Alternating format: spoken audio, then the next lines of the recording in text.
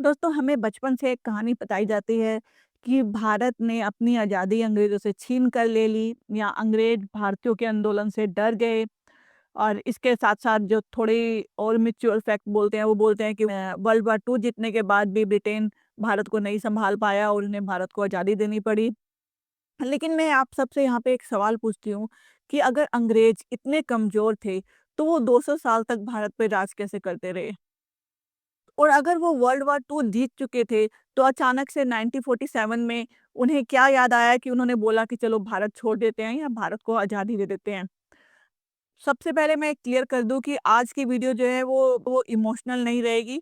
वो डॉक्यूमेंट्स के ऊपर मैं बात करूँगी कि क्यों भारत को आज़ादी देना अंग्रेज़ों की मजबूरी थी, उनकी ज़रूरत नहीं बल्कि एक मजबूरी थी। ये वीडियो ब्रिटिश डॉक्यूमेंट और इकोनॉमिक्स की सिचुएशन के ऊपर है कि क्योंकि सच्चाई ये है कि भारत को आज़ादी देना ब्रिटिश साम्राज्य की मॉरल विक्ट्री नहीं बल्कि फाइनेंशियल सर्वाइवल की स्ट्रैटेजी थी। इस वीडियो में मैं प्रूव करूँगी कि अंग्रेज भारत को इसलिए नहीं छोड़ रहे थे क्योंकि ये भारत आज़ादी का आंदोलन जीत रहा था, बल्कि अंग्रेज भारत को इसलिए छोड़ रहे थे क्योंकि भारत प्रॉफिटेबल नहीं रहा था बल्कि एक लॉस बन चुका था उनके लिए। वर्ल्ड वॉर 2 जीतने के बाद अंग्रेज़ों के पास इतना पैसा ही नहीं बचा था कि वो भारत को होल्ड कर पाएँ। आज़ादी का आंदोलन जो है यहाँ पे एक प्रेशराइज़िंग फैक्टर ज़रूर था, लेकिन डिसाइडिंग फैक्टर नहीं था। और ना ही हमारी आज़ादी कोई अंग्रेज़ों की आइडियोलॉजी या उनकी मोरल वैल्यूज़ के ऊपर बेस्ड है। सबसे पहले हम एक कड़वी सच्चाई समझते हैं कि ईस्ट इंडिया कंपनी दुनिया की पहली कोऑपरेट कंपनी थी और ये कोई चैरिटी नहीं थी बल्कि एक प्रॉफिट बेस्ड एम्पायर था। जिसमें इंडिया को एक मार्केट की तरह देखा जाता था। इंडिया से रॉ मटेरियल लेकर उसे ब्रिटेन में सप्लाई किया जाता था, जहाँ पर वो फैक्ट्रियों में उनसे प्रोसेस्ड आइटम बनती थी और फिर उसे इंडिया समेत पूरी दुनिया के देशों में बेचा जाता था। जब तक भारत प्रॉफिट दे रहा था, तब तक हर विद्रोह को कुचल दिया गया था, चाहे वो 1857 का विद्रोह या उसके बाद भी और बहुत सारी क्रांतियाँ हुई, उन सब क्रांतियों को कुचल दिया गया। यहाँ तक कि जलियांवाला बाग हत्याकांड हुआ, लेकिन तब भी हमें आज़ादी नहीं दी गई और उसके पीछे छुपी हुई सभी आवाज़ों को कुचल दिया गया। इतना सब होने के बाद भी अंग्रेज़ों ने भारत को नहीं छोड़ा। तो सवाल आता है 1947 में ऐसा क्या बदला जो 1857 में नहीं बदल पाया था? आंसर है मनी और म्यूचुअल इकोनॉमिक्स। अब बात करते हैं थोड़ा-सा पीछे जाकर कि वर्ल्ड वॉर सेकंड तो ब्रिटिशर्स ने जीत लिया, लेकिन वर्ल्ड वॉर जीतने के बाद ब्रिटेन की हालत बहुत नाजुक बन चुकी थी। ब्रिटेन पर 21 बिलियन पौंड का कर्ज था। गोल्ड रिज़र्व ऑलमोस्ट खत्म हो चुके थे और फॉरेन एसेट बेचने पड़ रहे थे, फूड राशनिंग की भी कमी आ चुकी थी। अगर कंक्लूड करें तो वर्ल्ड वॉर 2 की जीत जो है वो एक जीत नहीं बल्कि एक कंट्रोल कोलैप्स था। अब यहाँ पे सबको लगता तो था कि ब्रिटेन युद्ध जीत गया है तो ब्रिटेन ही मालिक है, पर असली मालिक ब्रिटेन नहीं था बल्कि कोई और था। और वो कौन था? वो था अमेरिका। क्योंकि वर्ल्ड वॉर 2 में अमेरिका ने ब्रिटेन को बहुत ज़्यादा लोन दिया, इसी की वजह से ब्रिटेन अमेरिका का कर्ज़दार बन चुका था। प्रॉब्लम ये थी कि अगर ब्रिटिशर्स को आगे सर्वाइव करना है तो उन्हें अमेरिका की सुननी पड़ेगी और उन्हें उन्हीं की दी हुई रूल्स और पॉलिसीज़ को फॉलो करना पड़ेगा। तो यानी कि कहने को तो ब्रिटिश राज चल रहा था लेकिन कंट्रोल अमेरिका का हो चुका था। और अमेरिका साफ बोल रहा था कि colonial empire are bad for global trade, यानी कि वो कॉलोनियल सिस्टम को आगे बढ़ाना नहीं चाहता था, उसे ख़त्म करना चाहता था। और यदि यहाँ पर ब्रिटेन अमेरिका की बात ना सुनता तो इसका मतलब था कि उसे अब कोई भी फर्दर एड नहीं मिलेगी। उन्हें फर्दर एड की ज़रूरत क्यों थी? क्योंकि ऑलरेडी ब्रिटेन कर्ज़ में डूबा हुआ था, तो उन्हें उन्हें अपने देशवासियों के सर्वाइव करने के लिए, उनके लिए राशन खरीदने के लिए या उनकी रोज़मर्रा की ज़रूरतों को पूरा करने के लिए अभी भी एड की ज़रूरत थी। अब क्योंकि अमेरिका से कर्ज़ लिया गया था और अमेरिका की सुननी पड़नी थी, भई आप कर्ज़दार हैं तो जिससे कर्ज़ लिया हो तो ऑब्वियसली उसकी चलेगी। तो America colonial British colony system के बिल्कुल अगेंस्ट था। फिर क्वेश्चन उठता है कि ब्रिटेन आइडियोलॉजी से इंडिया छोड़ रहा था कि आईएमएफ। यहाँ पर क्वेश्चन थोड़ा-सा आगे बढ़ जाता है कि ब्रिटेन आइडियोलॉजी से इंडिया को छोड़ रहा था या आईएमएफ के प्रेशर से। वर्ल्ड वॉर 2 से पहले तक इंडिया ब्रिटिश ट्रेज़री को पैसे देता था और इंडिया एक प्रॉफिटेबल देश था। लेकिन वर्ल्ड वॉर के बाद ब्रिटेन की हालत खस्ता हो चुकी थी, फाइनेंशियली बहुत कमज़ोर हो चुका था। एक्चुअल सिचुएशन की बात करें तो ब्रिटिशर्स को इंडिया पे कंट्रोल रखने के लिए 70,000 ट्रूप्स यहाँ पे रखने पड़ने थे। उन्हें यहाँ पे रेलवे सिस्टम मेंटेन करना था, ब्यूरोक्रेसी चलानी थी और बहुत सारी चीज़ें करनी पड़नी थी, जिसकी वजह से उन्हें और पैसे की ज़रूरत पड़ती। यहाँ पे हालात इस तरह से बिगड़े, अब इंडिया को चलाने के लिए जो पैसा पहले जहाँ इंडिया ब्रिटिशर्स के लिए एक प्रॉफिट ज़ोन था, उन्हें पैसा मिलता था इंडिया में रहने से, लेकिन अब उन्हें उल्टा इंडिया में पैसा लगाना पड़ता था क्योंकि इंडियन सोल्जर्स की सैलरी थी और रेलवेज़ पे लगने वाला पैसा या लगातार रेलवे की डेवलपमेंट पे लगने वाला पैसा। इस तरह से एक तरीके से अब इंडिया उन्हें पैसा दे नहीं रहा था, बल्कि उन्हें इंडिया पे खुद का पैसा इन्वेस्ट करना पड़ रहा था। 1945 तक ब्रिटेन इंडिया से पैसा निकाल नहीं रहा था, बल्कि इंडिया के सोल्जर्स फूड और रिसोर्सेज का आईओयू लिख रहे थे। आईओयू यानी कि आई ओन यू, यानी ये नॉर्मली मनी के लिए यूज होता है कि मैंने आपसे पैसे लेने हैं, इस तरह का एक क्रेडिट नोट लिख रहे थे। हाँ, जिसका अर्थ होता है कि अभी ले रहे हैं और बाद में चुकाएंगे, लेकिन बाद में चुकाने के लिए ब्रिटेन के पास कुछ बचा ही नहीं था। अब 1857 से बात करते हैं। 1857 की क्रांति हुई, लाखों लोग उठे पर उस क्रांति को कुचल दिया गया। 1919 में जलियांवाला बाग हुआ, लेकिन कोई आज़ादी नहीं मिली। 1930 में सिविल सिविल डिसोबीडियंस मूवमेंट हुआ, जेलें भरी गई, लेकिन सत्ता नहीं बदली। तो फिर 1947 में अचानक से ऐसा क्या हुआ कि अंग्रेज मोरल हो गए और उन्होंने बोला कि चलो इंडिया को आज़ादी दे देते हैं। तो आंसर है क्योंकि अब वो रिप्रेशन अफोर्ड नहीं कर सकते थे। अब यहाँ से सिनेरियो थोड़ा-सा और बदलता है, क्योंकि यहाँ पे एम्पायर का डर आइडियोलॉजी नहीं बल्कि बैंकरप्सी था।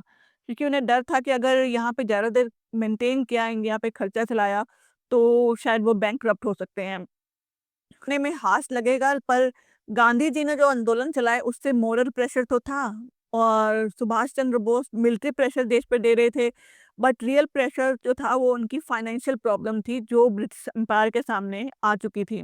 यहाँ तक कि ब्रिटिश कैबिनेट के डॉक्यूमेंट भी साफ कहते हैं कि holding India will cost more than we can pay. अब सबसे पहले तो एक बात समझ लीजिए कि एम्पायर्स हार कर नहीं जाते, बल्कि वो अपनी एग्जिट स्ट्रेटजी को प्लान कर जाते हैं और 1947 में ब्रिटेन ने बिल्कुल इसी तरह किया।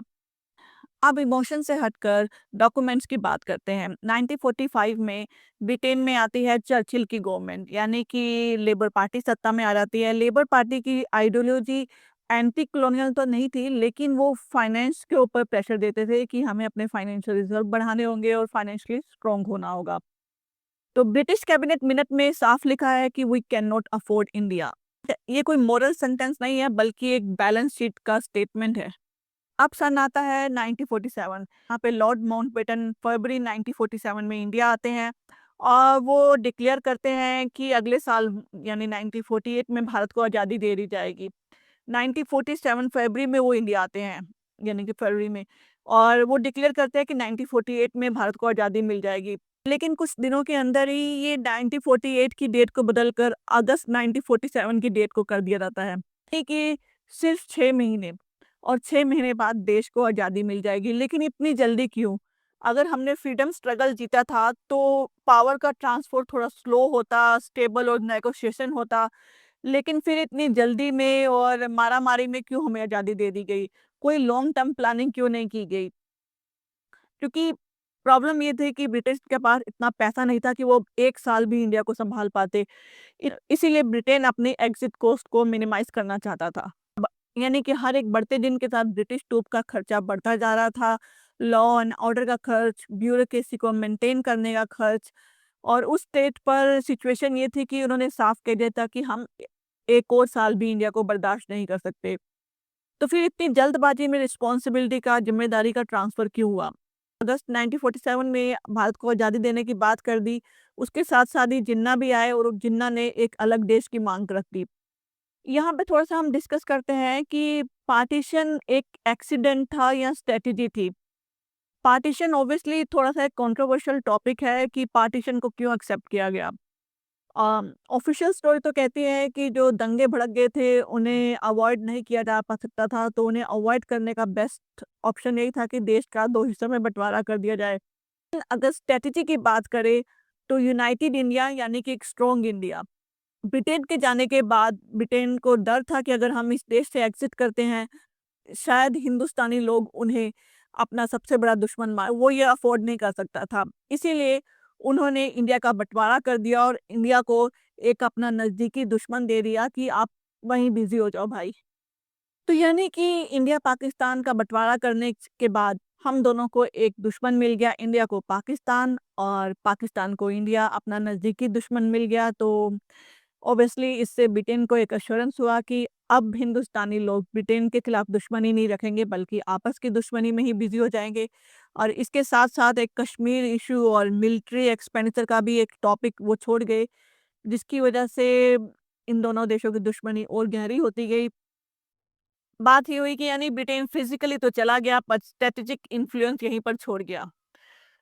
इसके साथ अब बात करते हैं रेड क्लिफ लाइन की। रेड क्लिफ लाइन उसको कहते हैं जो भारत और पाकिस्तान के बीच बंटवारे की जो रेत को रेड क्लिफ लाइन कहते हैं। लेकिन मज़ेदार बात है कि रेड क्लिफ लाइन को बनाने वाला रेड क्लिफ कभी इंडिया में आया ही नहीं। उसने ब्रिटेन में बैठे-बैठे ही ये लाइन बना दी। और रेड क्लिफ लोकल ज्योग्राफी को भी नहीं जानता था, बस 5 हफ्तों में ये बाउंड्री तैयार कर दी गई। रिजल्ट हुआ 1 मिलियन डेथ और 14 मिलियन से ज़्यादा लोग जो है वो डिस्प्लेस्ड हो गए। साथ ही हम डिस्कस करते हैं इंडियन आर्म फोर्सेस को, नेवी को और जितनी भी इंडियन आर्म फोर्सेस थी चाहे वो नेवी, उन सब को डिस्कस करते हैं कि इंडियन आर्मी ने एक साइकोलॉजिकल इम्पैक्ट डाला और नवल म्यूचिंटी ने डर पैदा कर दिया। लेकिन 1956 तक भी अगर ब्रिटेन चाहता तो ये सब कुछ फुल मिलिट्री का क्रैकडाउन करके उसे कंट्रोल कर सकता था। बस फ़र्क इतना था कि अब क्रैकडाउन को अफोर्ड करने के लायक पैसा उनके पास बचा नहीं था। जब लेबर पार्टी सत्ता में आती है तो चर्चिल का नाम भी हाइलाइट्स में आता है।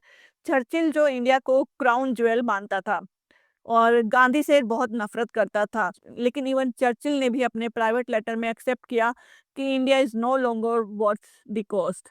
मतलब आइडियोलॉजी सेकेंडरी थी और इकोनॉमिक्स प्राइमरी। वहीं हम बात करें अमेरिका की कि अमेरिका कॉलोनियल सिस्टम को क्यों पसंद नहीं करता था, क्योंकि अमेरिका ओपन मार्केट चाहता था कि वो कहीं पे भी जाके ट्रेड कर सके। और अगर इंडिया में एक ब्रिटिशर्स रह जाते हैं तो एक स्टर्लिंग जोन बना रहता है, जिसकी वजह से अमेरिका इंडिया में आ नहीं सकता। ऑब्वियसली इंडिया उस समय भी एक बहुत बड़ा देश था और बहुत बड़ी मार्केट थी। तो अमेरिका इनडायरेक्टली पुश कर रहा था कि डीकोलोनाइज और स्टे बैंकक्रप्ट, कि या तो डीकोलोनाइज करो, देश छोड़ दो, या फिर बैंकक्रप्ट हो जाओ। 1947 में जब अंग्रेज भारत को छोड़कर गए तो उससे उसके बाद ब्रिटेन को क्या फ़ायदा हुआ?